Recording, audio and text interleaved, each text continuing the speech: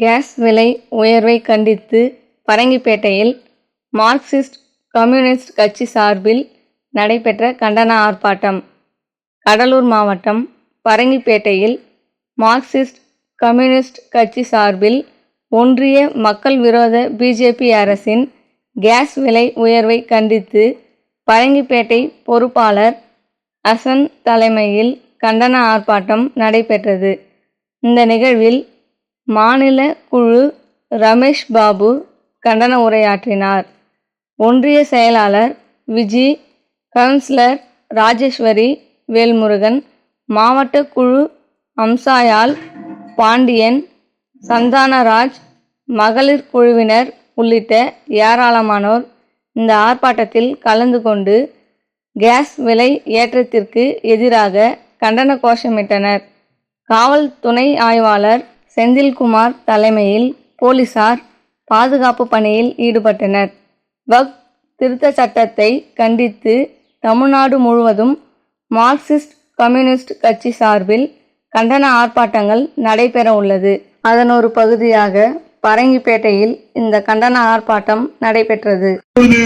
அதை திசை திருப்ப மதத்தை காட்டுவது சரியா என்பதுதான் கேள்வி. நான் கேட்கிறேன், அதானி என்கின்ற மனிதன் நமக்கு எப்ப தெரிஞ்சா? 2014 மோடி ஆட்சிக்கு வருகின்ற வரை அதானி யாருன்னு யாருக்கும் தெரியாது. அதானி என்கின்ற பணியா குஜராத்தில் வியாபாரம் செஞ்ச ஒரு வியாபாரி 2014 தேர்தலில் மோடி சென்ற எல்லா விமானத்திற்கும் பணம் கொடுத்தோம். அதானி வந்தாரு, நன்றி கடன் ஆற்றினார். இன்னைக்கு உலக பணக்காரன் பட்டியல்ல அதானி டாப் 10ல வந்துட்டான். அவருக்கு விமானம் கொடுத்த காரணத்திற்காக எல்லா வளங்களையும் அவருக்கு கொள்ளடிச்சு கொடுத்துக்கிட்டே இருக்காங்க.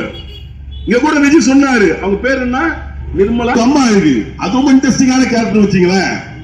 அந்த அம்மா தேர்தல் ஒண்ணு தெரிஞ்சுங்க, அந்த அம்மா தேர்தல் இருந்ததே கிடையாது. தேர்தலே நிக்காம மக்களையே பார்க்காம தொடர்ந்து மந்திரி ஆயிட்டு இருக்கு, எம்பி ஆயிட்டு இருக்கு. அதுக்கு அவன் பேசாதீங்க, அவன் அவங்களுக்கு தெரியும். நம்ம நிறுவனங்கள் கொள்ளையடிக்கப்படுகிறது. இந்தியாவில் இருக்கின்ற பொதுத்துறை நிறுவனம் மட்டுமல்ல, இயற்கை வளங்கள் கொள்ளையடிக்கப்படுகிறது. பல பேர் கேட்பாங்க, கம்யூனிஸ்ட் கட்சிக்காரங்க விலை உயர்ந்தா உடனே ஆர்ப்பாட்டம் பண்றீங்க. எங்களுக்காக பண்ணல, உங்க வீட்டுல ஏறிய கேஸ் விலை உயர்ந்து போச்சு. நீங்க போற டூ வீலர் பெட்ரோல் விலை ஏறிட்டு இருக்கு, உங்க வேனுக்கு போற டீசல் விலை ஏறிட்டு இருக்கு. அதற்காக தான் கம்யூனிஸ்ட் கட்சி போராடிக்கிட்டு இருக்கோம். நாங்க தொடர்ந்து சொல்லிக்கிட்டே இருக்கோம், இந்த மோடி அரசாங்கம் மக்களுக்கான அரசாங்கம் கிடையாது. கொஞ்சம் பேர் ஊக்குள்ள சொல்லிட்டு இருக்கான், இந்துக்களுக்கான ஆட்சி. எது இந்துக்கள் ஆட்சி? கேஸ் விலை முஸ்லீம் மட்டும் ஏறி இருக்கா? கேஸ் விலை கிறிஸ்தவ மட்டும் ஏறி இருக்கா? கேஸ் விலை வெளிநாட்டுக்காரங்க ஏறி இருக்கு. இந்தியாவில் இருக்கக்கூடிய 80% இந்து மக்கள் தலைமையில சுமத்தப்படுகின்ற வரி. இந்து மக்கள் சொல்றாங்க, இந்துக்கள் ஆட்சின்னு சொல்றாங்க. கேஸ் விலை ஏத்தாம இறக்கணுமா இல்லையா? அவனுக்கு யாரு இந்து? பிஜேபி கட்சிக்காரங்க யாரு இந்துன்னா, அதானி இந்து, அம்பானி இந்து, கோயாங்கா இந்து, மரத்தால் இந்து, சிவநாடார் இந்து. நீங்கள் நானும் இந்து கிடையாது. இது ஊருக்குள்ள சுத்திக்கிட்டு இருக்கு. மோடி நம்ம ஆட்சி நடத்துறாங்க, இந்துக்களுக்கு ஆட்சி நடத்துறாங்க. கிராமத்துல வேலை செய்யற 100 நாள் வேலை செய்யற மக்கள் என்ன துபாயில இருந்து வேலை செய்யறாங்களா? கிராமப்புறத்தில் இருக்கிற 100 நாளுக்கு ஏன் பணம் ஒதுக்க மாட்டேன்? 2 லட்சம் கோடி பணம் ஒதுக்க வேண்டும் ஒரு பட்ஜெட்ல. 100 நாள் வேலைக்காக 2.5 லட்சம் கோடி பணம் ஒதுக்க வேண்டிய அரசாங்கம் கடந்த பட்ஜெட்ல எவ்வளவு ஒதுக்கி இருக்கா? வெறும் 60,000 கோடி. இந்தியாவில் இருக்கிற பெரும்பான்மையான இந்து மக்கள் வேலை செய்யக்கூடிய 100 நாள் வேலை திட்டத்திற்கு பணம் ஒதுக்காம துரோகம் பண்றாரு. இந்துக்களுக்கான அரசா, இந்துக்களுக்கான அரசா? யோசிச்சு பாருங்க. இவன் சொல்லிட்டு இருக்காங்க இந்துக்களுக்கான அரசு. இந்துக்களுக்கான அரசா? இது கிடையாது. இந்துக்களுக்கு எதிரான அரசாங்கம். விலைவாசியை பத்தி பேசுறா, அதை பத்தி பேசாதுன்றா. வேலையில்லா திண்டாட்டத்தை பத்தி பேசினா அதை பத்தி பேசாதுன்றான். விலைவாசி உயர்வு, அதை பத்தி பேசாதுன்றான். பிஎஸ்எல் நாசமா போது பேசாத. ரயில்வே தனியாட்டு கொடுத்துட்டிய பேசாத. விமானத்துறையை மொத்தமா தனியாட்டு கொடுத்திய பேசாத. எதை பேசணும்? இந்துக்கள் பேசு, இஸ்லாமிய பத்தி பயமுறுத்து, கிறிஸ்துவ பத்தி பேசு, கம்யூனிஸ்ட பத்தி பேசுன்னு சொல்லிட்டு இருக்கான். நான் கேட்கிறேன், இந்துக்களுக்கான ஆட்சி என்றால் சிலிண்டர் தான் உயர்த்தல?